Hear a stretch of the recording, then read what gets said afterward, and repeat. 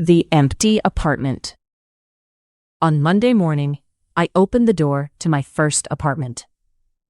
My goal was simple: live alone for one full week and do everything by myself. No help from my parents. No easy dinners at my sister's house. Just me, my bags, and a small list on my phone. The apartment was quiet. Very quiet. I could hear my shoes on the floor. I put my boxes near the wall and looked around. The kitchen was small but clean. The bedroom had one window and a bed with no sheets. I felt proud, but also a little scared.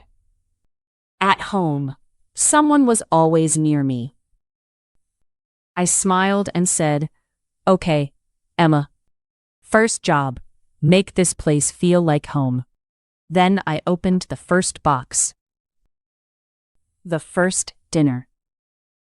That evening, I wanted to cook a real dinner. I did not want cereal or a sandwich. I wanted pasta with vegetables like my mother made. I watched a short video on my phone and felt ready. I cut tomatoes, washed spinach, and put water in a pot. For a moment, I felt like an adult in a movie. Then, the water boiled too fast. The pasta almost fell on the floor, and I forgot the salt. I laughed, but I was worried too. I turned down the heat and tried again.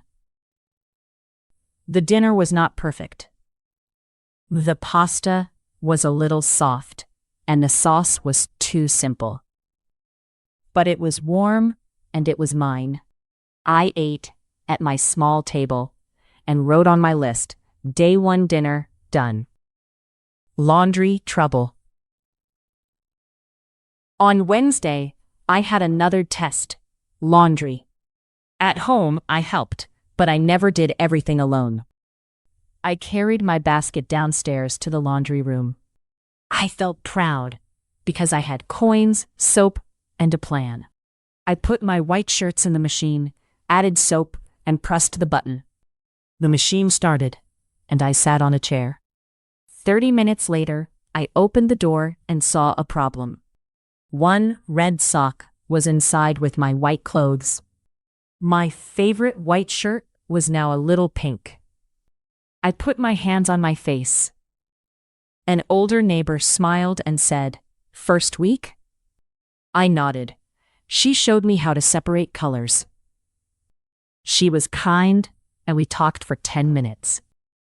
When I went back upstairs, my shirt was pink, but I had my first neighbor. A quiet night. On Thursday night, the apartment felt too quiet again. I came home from work, took off my shoes, and looked at the room. It was cleaner now. The boxes were almost gone. But there was no one to ask about my day. I sat on the sofa and picked up my phone. My mother's name was on the screen. I wanted to call her and say, "I feel lonely." But I remembered my goal. I could call her, but not because I wanted someone to fix my feelings. So, I made tea, turned on a small lamp, and played soft music. I put a photo on the table and opened a book. After a while, the room did not feel empty. It felt calm. I was still alone, but I was okay. Sunday breakfast. On Sunday morning, I woke up early. The apartment was quiet, but now the quiet felt friendly. I made my bed, watered my plant, and opened the window. Fresh air came in. I looked at my list from Monday. Cook dinner, do laundry, clean the bathroom, pay the electricity bill, buy food. Every line had a check mark. I invited my sister for breakfast. When she arrived, she looked around and smiled. "This place feels like you," she said. I made eggs, toast, and coffee. Nothing burned, nothing fell. We sat at the small table and talked. I told her about the red sock, the quiet night, and my first real dinner. I knew I still had a lot to learn.